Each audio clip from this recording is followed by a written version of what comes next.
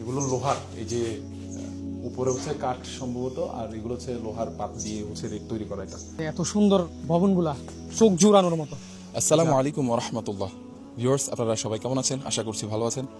আজকে আমরা এসেছি লক্ষ্মীপুর সদর উপজেলা লক্ষ্মীনারায়ণের জমিদার বাড়ি।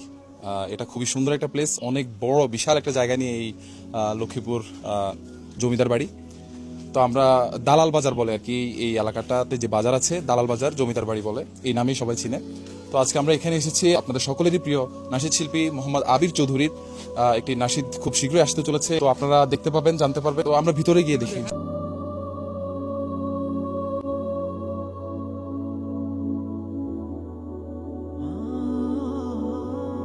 তো দেখতে পাচ্ছেন কত বড়, আসলে এটা ক্যামেরায় কতটুকু কভার করছে আমি জানি না, তবে কেউ যদি সামনে থেকে দেখে তাহলে এটা রিয়েলাইজ করতে পারবে যে এটা আসলে কতটা বড়। এটা তো একটা ভিনটেজ, মানে অনেক আগের একটা কি ঐতিহ্য বা স্ট্রাকচার, অনেক আগের একটা ভবন, মানে নির্মিত একটা ভবন।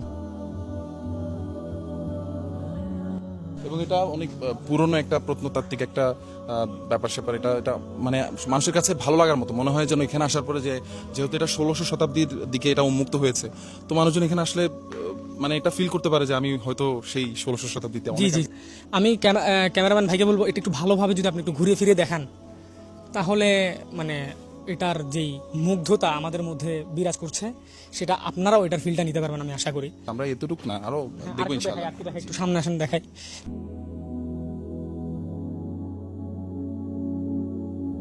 অনেক সুন্দর একটা পুকুর, জি জি। আর এদিক থেকে মাশাআল্লাহ দেখতে মানে খুব ভালো লাগে, চমৎকার লাগে। আসলে এখানে দর্শনার্থীরা বা যারা পর্যটকরা আছেন তারা প্রচুর ভিড় জমান, মানে অনেকেই আসেন। আমরা গতকালকে এসে দেখে গিয়েছিলাম বিকেলে, তখন প্রচুর দর্শনার্থী আমরা দেখেছি এসেছে। তো আজকে যেহেতু আমরা একটু সকাল সকাল চলে এসেছি দুপুরের দিকে, তো এখন একটু কম পাচ্ছি আলহামদুলিল্লাহ। আমরা অতিরিক্ত গরম। পুকুরটা একটু যদি ভালো করে জুম করে বা যেভাবে শটটা নিলে ভালো দেখায়, বা আমরা চোখে যেভাবে দেখছি আপনারা যদি সেভাবে একটু উপস্থাপন করতে পারেন, আমি ক্যামেরাম্যান ভাইকে বলবো, তাহলে দেখবেন যে এখানে যে অসাধারণ একটা ফিল। আজ থেকে প্রায় 425, এখন 25 সাল চলছে, তো 425 বছর আগের একটা স্ট্রাকচার এখনো পর্যন্ত সগৌরবে দাঁড়িয়ে আছে। তাদের নির্মাণ শৈলী, মানে তাদের যারা হচ্ছে ইঞ্জিনিয়ার ছিল, তারা যেভাবে এই কাজগুলো করেছে, এই কাজগুলো যদি বর্তমান সময়ের ইঞ্জিনিয়াররা করতো, তাহলে আমার মনে হয় না যে 100 বছরের একটা লিমিট দেওয়া যেত একটা বিল্ডিং তৈরি করার পরে, যে এটা 100 বছর পর্যন্ত টিকবে। কিন্তু এখনো পর্যন্ত দেখেন 425 বছর, এরও বেশি হইতে পারে, যেহেতু এটা 1600 শতাব্দীতে উন্মুক্ত করা হয়েছে দর্শনার্থীদের জন্য বা সাধারণ মানুষের জন্য। তো এরও পূর্বের একটা স্ট্রাকচার এটা, তো দেখেন এখনো পর্যন্ত সেটা সগৌরবে দাঁড়িয়ে আছে। তো কিভাবে মাশাআল্লাহ আলহামদুলিল্লাহ। এখানে আমি বলবো যে একটু ক্যামেরাম্যান ভাইকে বলবো এটা একটু ঘুরিয়ে দেখার জন্য। দেখুন অসাধারণ। মেন কথা হচ্ছে আমরা যাইতে থাকলে এটা শেষ হবে না, মানে ওদের এত সুন্দর একটা এরিয়া ছিল, বড় একটা এরিয়া নিয়ে। হ্যাঁ, এখানে অনেক বেশি মানে সুপারি গাছ, ঠিক না ভাই? হ্যাঁ, আমরা লক্ষ্মীপুর জেলায় এসেছি। আমরা যতটুকু রাস্তায় এসেছি রামগঞ্জ থেকে, রাস্তার যেদিকেই থাকে সেদিকেই হচ্ছে কি নারকেল গাছ এবং সুপারি গাছ। অতিরিক্ত দেখেছি আমরা সুপারি গাছ। হ্যাঁ হ্যাঁ, সুপারি বাগান। আমরা অলরেডি একটা শুট নিয়ে ফেলেছি সুপারি বাগান থেকে।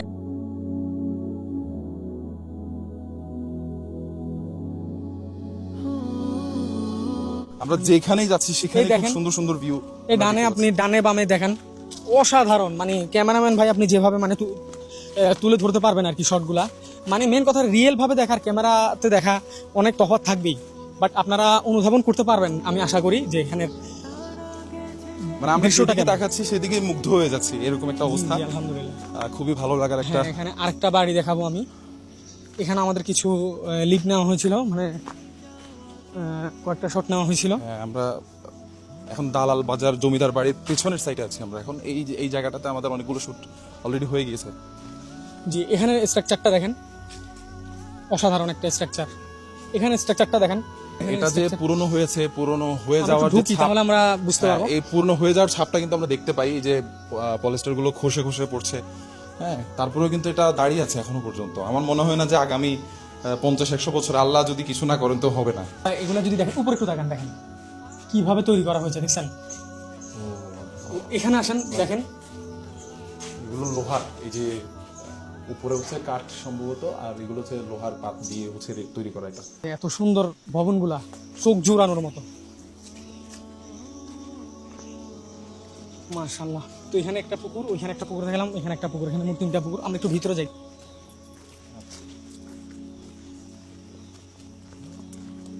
এখন এখন হাসান ভাই আপনি তো এখানে আসলেন, আপনার বাড়ি হচ্ছে চাঁদপুর, আর আমরা শুট করতে আসছি লক্ষ্মীপুর না। প্রথমত আমাদের চাঁদপুর একটা প্রোগ্রাম ছিল, প্রোগ্রাম শেষে আমরা হাসান ভাইয়ের বাড়িতে ছিলাম। আমরা ওখানে যতটুকু পারছি আমরা একসাথে হলে তো অনেক এনজয় করি আলহামদুলিল্লাহ। তারপর আমরা সোহাগ ভাইয়ের ইয়াতে ছিলাম, ওইটাও আলাদা একটা ইয়া ছিল। আমাদের বাড়ি থেকে সোহাগদের বাড়ির দূরত্ব হচ্ছে প্রায় 50 কিলো।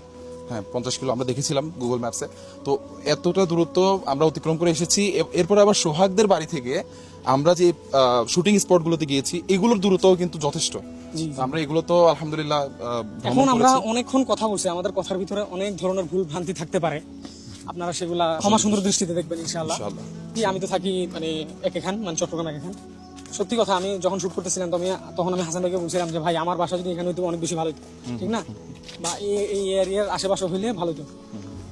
তো আলহামদুলিল্লাহ সেই ভাইয়ের সাথে একটু কথা বলি যে কি অবস্থা। আচ্ছা বাড়ি হচ্ছে লক্ষ্মীপুর, যে ইয়েতে দক্ষিণ।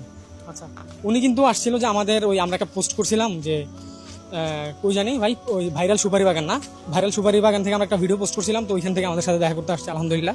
শুটে থাকার কারণে আমরা সবাইকে ওইরকম ভাবে মানে সময়টা দিতে পারি না, যেটা আমাদের কাছে খুব বেশি খারাপ লাগছে। ওইখানে আমাদের অনেকে বসে আছে, আমি যদি ক্যামেরাম্যান ভাইকে দেখাতে বলি।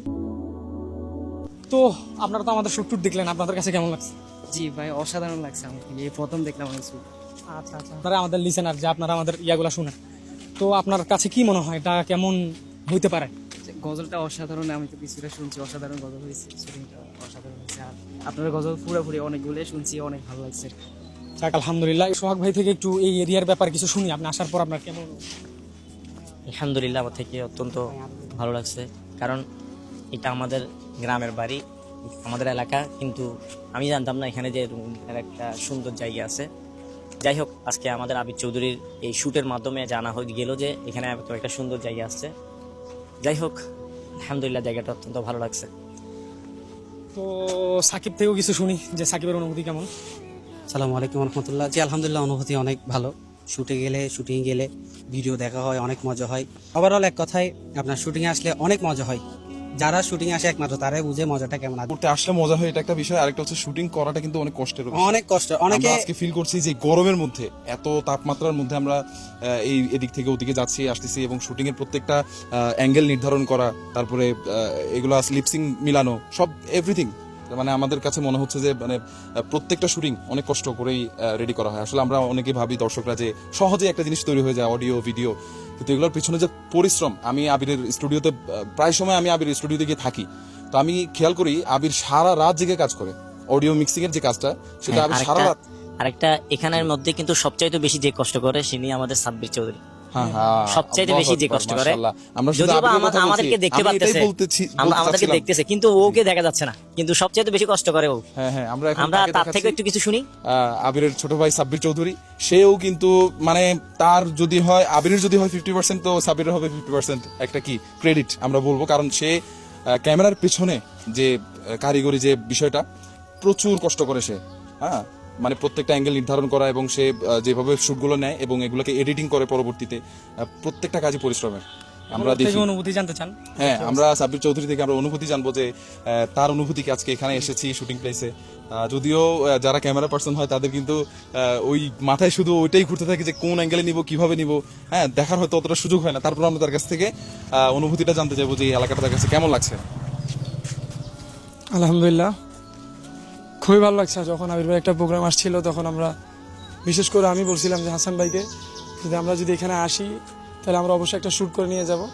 তখন হাসান ভাই আমাদেরকে দুইটা লোকেশন দিছিল, একটা হচ্ছে যে সুপারি বাগান, আরেকটা হচ্ছে দালাল বাজার জমিদার বাড়ি। দালাল বাজার জমিদার বাড়ি।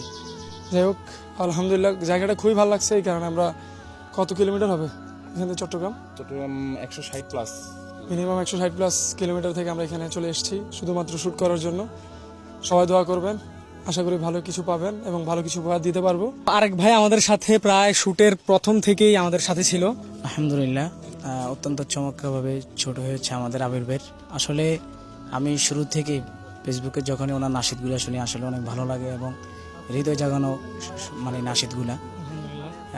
আপনারা সকলে আবির ভাইয়ের জন্য দোয়া করবেন, আল্লাহ তাআলা যেন ওনাকে দীর্ঘ হায়াত দান করে এবং সবসময় যেন ইসলামের কাজগুলো করে যেতে পারে, আমরা এই দোয়া করবো ইনশাআল্লাহ। আরো অনেকে আসছিল, আলহামদুলিল্লাহ ওনাদের সাথে কথাবার্তা হয়েছিল, কিন্তু ওই শুটে থাকার কারণে ওনাদের সাথে ওরকম আমরা আপ্যায়ন করতে পারি নাই বা ওনাদেরকে আমরা ওরকম টাইম দিতে পারি নাই আর কি। ওনারা অনেক মানে অনেক পরিশ্রম করছে বাহির থেকে, মানে পিছন থেকে আর কি।